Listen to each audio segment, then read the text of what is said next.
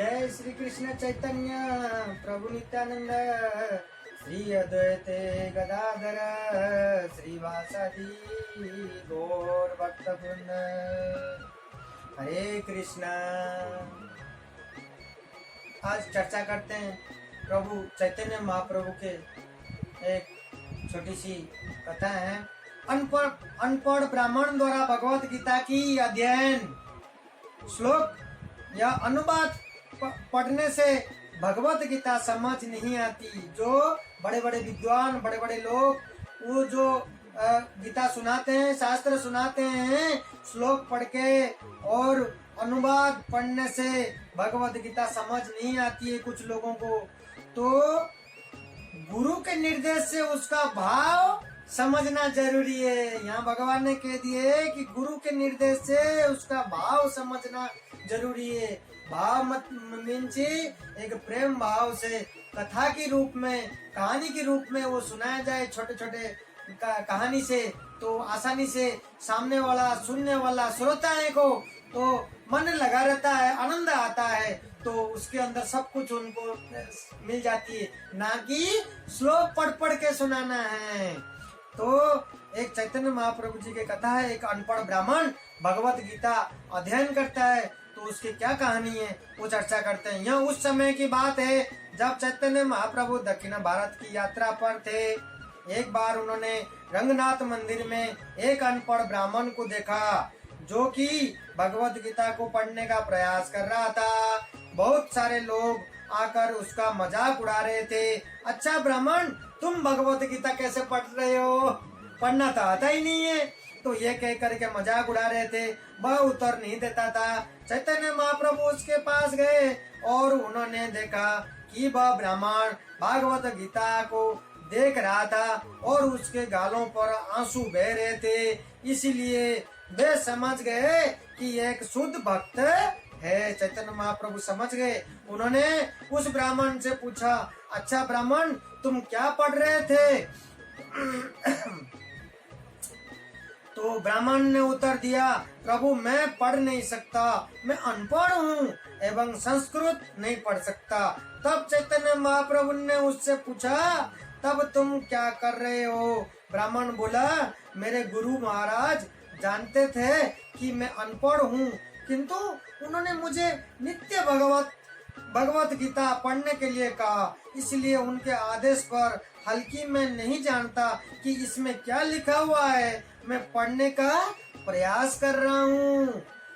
अनपढ़ जो ब्राह्मण वो ये कहता है चैतन्य महाप्रभु को, मैं प्रयास कर रहा हूँ।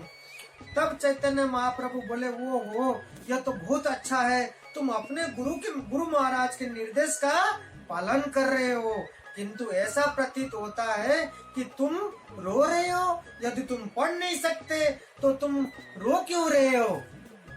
देखो कितना मतलब अच्छी बात है। वो पढ़ नहीं सकता, कितना भक्ति है उनके अंदर। वो गीता देख करके, उसमें बना हुआ चित्र देख करके वो ब्राह्मण रो रहा था। तो चैतन्य महाप्रभु कहते हैं, ब्राह्मण बोला, क्योंकि जैसे ही मैं इस भगवत गीता को हाथ में लेता हूँ, मैं देखता हूँ कि अर्जुन भगवान कृष्ण को कह रहे हैं कि उसके रथ को युद्ध क्षेत्र में ले चलो, एवं भगवान कृष्ण अर्जुन के आदेश पर रथ चला रहे हैं। यहाँ देखकर मुझसे भावनाएं उमड़ आती है। वो हो, कृष्ण बहुत दयालु है, कितने अच्छे हैं। यद्यपि वे परम पुरुषोत्तम भगवान है, वो अपने भक्त के आदेश की एक सेवक की तरह पालना कर रहे हैं। जब मैं यह महसूस करता हूँ, मैं रोने लगता हूँ। वो हो, कृष्ण कितने दयालु है, कृष्ण कितना कृपालु है। कैसे वो ब्राह्मण वो भक्ति से कैसे वो सारा मतलब अपना बयान करता है, वो ध्यान से सुने। तब चैतन्य महाप्रभु उस ब्राह्मण से बोले कि यह अनपढ़, ये पढ़े लिखे होने का व्याकरण जानने पर शब्दों का माया जाल यदि से संबंधित नहीं है, यह पठन नहीं कहलाता है। यदि कोई भगवत गीता के तात्पर्य को अनुभव करता है वही भगवत गीता का वास्तविक पठन है। यहाँ क्या कह दिए भगवान कि जो क्या कह दिए, यदि कोई भगवत गीता की तात्पर्य मतलब अर्थ समझता है कि किसी भी रूप में उसको समझ में आ जाए कि कहानी के रूप में या कैसे भी आप किसी भी एग्जाम्पल के रूप में समझ में आ जाए कि इसके अंदर क्या है, वो चित्र देख करके समझ जाते थे, वो अनुभव करता है वही भगवत गीता का वास्तविक पठन है। यहाँ भगवान ने कह दिए कृष्ण भावनात्मक किसी पढ़े लिखे होने पर निर्भर नहीं करता। एक भक्त यदि कृष्ण के बारे में चिंतन कर सकता है तो वह संतुष्ट रहता है। कृष्ण यही चाहते हैं, मन्नत भाव मत्र को मधाजी मम नम्र क्रू, तो सदैव मेरा चिंतन करो, मेरा भक्त बनो, मेरी पूजा करो एवं मुझे नमस्कार करो। भगवत गीता 18.65 में लिखा हुआ है। कृष्ण कभी नहीं कहते हैं कि भगवत गीता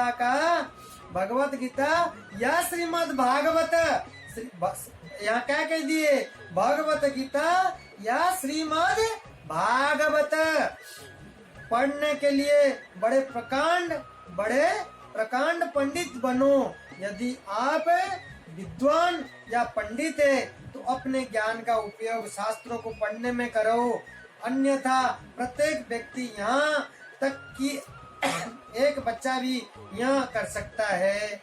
मन भाव मुद्रक मदाजी मम नमस्कृ, कोई भी हमारे मंदिर में आ सकता है और भगवान को प्रणाम कर सकता है, यहाँ भी कार्य करेगा। इसलिए एक भक्त को यदि कृष्ण के चरण कमलों का चिंतन करने का अवसर प्रदान किया जाए तो वो जीवन की किसी भी परिस्थितियों में संतुष्ट रह सकता है।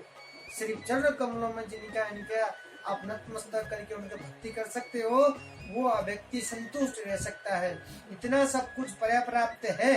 इसलिए महाराज प्रहलाद कहते हैं, मुझे इस अज्ञान के सागर को पार करने में कोई कठिनाई नहीं है, इसका हल पहले ही दिया गया है। जहाँ कहीं भी मैं आपकी चरण कमलों का चिंतन करता हूँ, बस इतना ही चाहिए।